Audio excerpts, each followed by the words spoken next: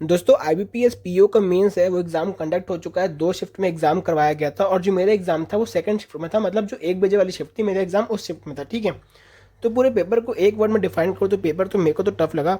कई लोग इसको मॉडरेट बोल रहे थे, तो मेरे हिसाब से तो मॉडरेट बिल्कुल नहीं था। पेपर का जो लेवल था वो टफ था।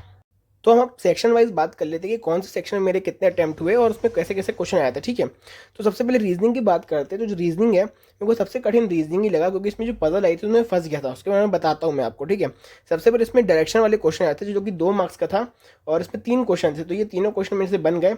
इसमें आपको क्वेश्चन याद भी होगा जिन्होंने पेपर दिया था कि उसमें लिखा था कि जो ए और बी एफ है वो वर्टिकल लाइन में थे, तो उसके बहुत सारे केस बन रहे थे। मेरे 4 केस बने थे जिसमें 3 कैंसिल हो गए थे और एक केस से आंसर आ गया था। ठीक है, एक डेटा सफिशिएंसी का क्वेश्चन आया था जो कि बेस्ड था चाइनीज कोडिंग डिकोडिंग पे। तो उसका एक क्वेश्चन था कि 2 क्वेश्चन मेरे को अच्छे से याद नहीं है, लेकिन ये 2 मार्क्स का था और मेरे से ये बन गया था। ठीक है, एक क्वेश्चन ऑर्डर रैंकिंग का आया था। इसमें ये 1-1 मार्क्स के थे और ये 3 क्वेश्चन थे। ये 3 क्वेश्चन भी बन गए थे। और एक जो क्वेश्चन था कि उसमें पूछा गया था कि जिनका मतलब 3 लोगों का जो एवरेज है वो 17 आ रहा, मतलब 3 लोगों का जो टोटल होगा वो 51 था। तो इसका आंसर क्या आएगा? मैंने तो 18 लगाया है, आपने क्या लगाया मेरे को कमेंट में जरूर बताना। ठीक है, बात करते हैं सिटिंग अरेंजमेंट और पजल की कौन कौन से क्वेश्चन आए थे। देखो, एक क्वेश्चन आया था जिसमें 10 लोग बैठे हुए थे, मतलब 2 रो में, एक रो में 5, एक रो में 5, टोटल 10 लोग बैठे हुए थे और 10 लोग कोई ना कोई फ्रूट को लाइक कर रहे थे। ठीक है, तो ये मेरे से पजल तो बन गई थी, लेकिन मेरे पास में टाइम बहुत कम बचा था, इसलिए मैं इसमें सिर्फ 2 ही क्वेश्चन करेक्ट कर पाया। ठीक है, तो मतलब 3 क्वेश्चन इस पजल के छूट गए थे। ये 1 नंबर वाली पजल थी। ठीक है, और एक पजल आई थी इन एंड आउट वाली, मतलब सर्कल में 8 लोग बैठे थे और इन एंड आउट वाली थी, इसमें एज का वेरिएबल दिया गया था। ठीक है, इन एंड आउट वाली पजल नहीं बनी थी क्योंकि मतलब मैं इसमें फंस गया था कुल मिला के। एक वाटर पोरिंग वाली पजल थी, इसमें भी मैं शुरुआत में फंस गया था, लेकिन आखिरी में मैंने इसको बना लिया था। लेकिन आखिरी में टाइम, मतलब आखिरी का समय था, टाइम बहुत कम बचा था, तो पजल बनने के बाद भी जो इसके आंसर थे मैं टेक नहीं कर पाया, तो ये पजल भी मेरे से छूट गई थी। ठीक है, एक जो मशीन इनपुट और आउटपुट आया था, सब लोग बोले थे बहुत ईजी आया था। क्या था ना कि जो सेक्शन 1 था, मतलब जो ये शुरुआत में ही मतलब ये क्वेश्चन मेरे को दिखा था मशीन इनपुट आउट वाला, तो मैंने सोचा था कि इसको आखिरी में कर दे क्योंकि इसमें थोड़ा टाइम लगता है। पर आखिरी में मैं आगे जाके पजल में इतना फंस गया कि मैं इसके बाद लौट के आ ही नहीं पाया। तो मुझे लगता है कि अगर मैं शायद आ जाता तो मेरे से यार क्वेश्चन बन जाता। तो 5 क्वेश्चन तो मेरे मतलब ये छूट गए, मतलब वेस्ट ही हो गए। मतलब अगर मैं इसको कर लेता तो 5 क्वेश्चन मतलब मैं और स्कोर कर सकता था, तो मेरा ये मानना है। तो टोटल रीजनिंग में बात करें तो मेरे 11 अटैम्प्ट हुए टोटल। टफ थी मेरे हिसाब से, पजल में बहुत जगह फंसा मैं। कुछ लोग बोल रहे थे रीजनिंग बहुत इजी आई है, तो शायद उन लोग पजल में नहीं फंसे होंगे इसलिए बोल रहे होंगे, लेकिन मैं फंस गया था। तो मैंने 11 क्वेश्चन मैनेज कर लिए अटैम्प्ट करने के लिए, तो मेरे टोटल अटैम्प्ट 11 हुए हैं। ठीक है, अब बात करते हैं इंग्लिश की। इंग्लिश मेरे को मॉडरेट लगी, कई लोग बोल रहे थे बहुत डिफिकल्ट आई है, तो मेरे साथ ऐसा केस नहीं था। इंग्लिश मेरे को डुएबल लगी, मैंने कर लिया था।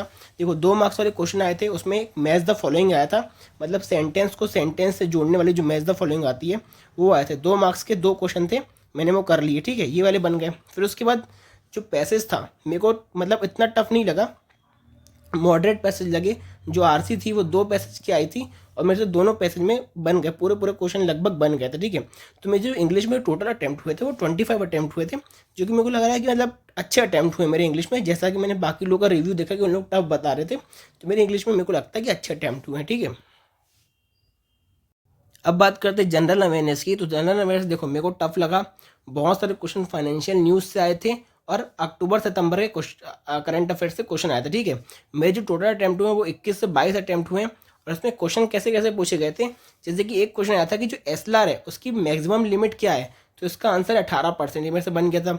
और एक क्वेश्चन आया था कि एक्सिस बैंक ने कौन से फाइनेंशियल इंस्टीट्यूशन के साथ पार्टनरशिप की है जिसके तहत वो ब्लू एंड ग्रीन प्रोजेक्ट को लोन दे सके, तो इसका आंसर आईएफसी था, इंटरनेशनल फाइनेंशियल कॉर्पोरेशन। लेकिन मेरा ये क्वेश्चन गलत हो गया, मैंने एडीबी लगा के आया था इसमें। ठीक है, क्रिटिकल मिनरल्स के बारे में पूछा था कि इनमें से कौन सा क्रिटिकल मिनरल नहीं है, तो उसमें ऑप्शन थे एल्यूमिनियम, टंगस्टन, लिथियम, ये सब क्वेश्चन था। ठीक है, एक क्वेश्चन यूपीआई 123 के ऊपर आया, एक एसएसजी के ऊपर आया, सेल्फ हेल्प ग्रुप के ऊपर आया था। ये स्टेटमेंट बेस्ड क्वेश्चन था और बहुत डिफिकल्ट था ये वाला। एक ओम्बड्समैन के ऊपर क्वेश्चन आया था कि ओम्बड्समैन की कुछ लिमिट पूछा था पेनल्टी की। एक इंडो पैसिफिक लिमिट, मतलब इंडो नेपाल का कोई कॉपरेशन हुआ था, उसके तहत ये क्वेश्चन आया था कि इंडिया से कितने पैसे भेज सकते हैं या फिर नेपाल से इंडिया में कितने पैसे भेज सकते हैं, उसकी लिमिट क्या थी। तो डिफिकल्ट क्वेश्चन था, नहीं बना। एक ये दावा सूचक एप्लीकेशन के ऊपर क्वेश्चन आया था कि किसने बनाया है। एक आया था एक्सक्लूसिव इकोनॉमिक जोन के ऊपर क्वेश्चन, और एक आया था कि अभी इंटरनेशनल ओलंपिक कमेटी में इंडिया से कौन सिलेक्ट हुआ है, ये क्वेश्चन आया था। ठीक है, तो मैक्सिमम मेरे 21 से 22 इसमें जैसे मैंने बताया अटैम्प्ट रहे हैं, ठीक है। अब बात करते हैं क्वांट की, तो क्वांट भी भाई मेरे को बहुत डिफिकल्ट लगा। मैंने 1 मार्क्स के 7 से 8 क्वेश्चन इसमें किए, मेरे से ये बन गए थे।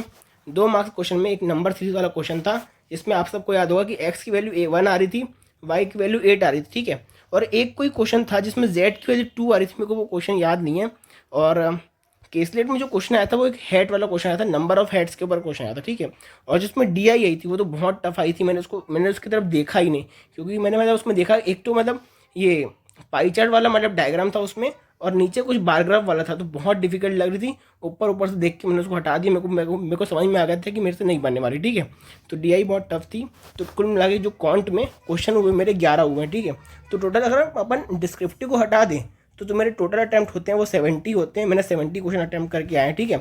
अब डिस्क्रिप्टिव की बात करें तो डिस्क्रिप्टिव में एक लेटर लिखा मैंने लोकल पुलिस स्टेशन के ऊपर, जो लेटर लिखने को आया था उसमें मैंने 135 इसमें लिख दी लेटर में।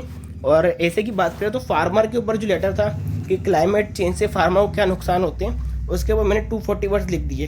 जो ऐसे की जो मैक्स लिमिट थी वो 280 थी, मैंने 240 तक मैनेज कर लिया, ठीक है। तो ये था मेरा पूरा रिव्यू। और आपका कैसा पेपर गया और आपके कितने अटैम्प्ट गए आप मुझे कमेंट में ज़रूर बताएं, और तब तक के लिए गुड बाय।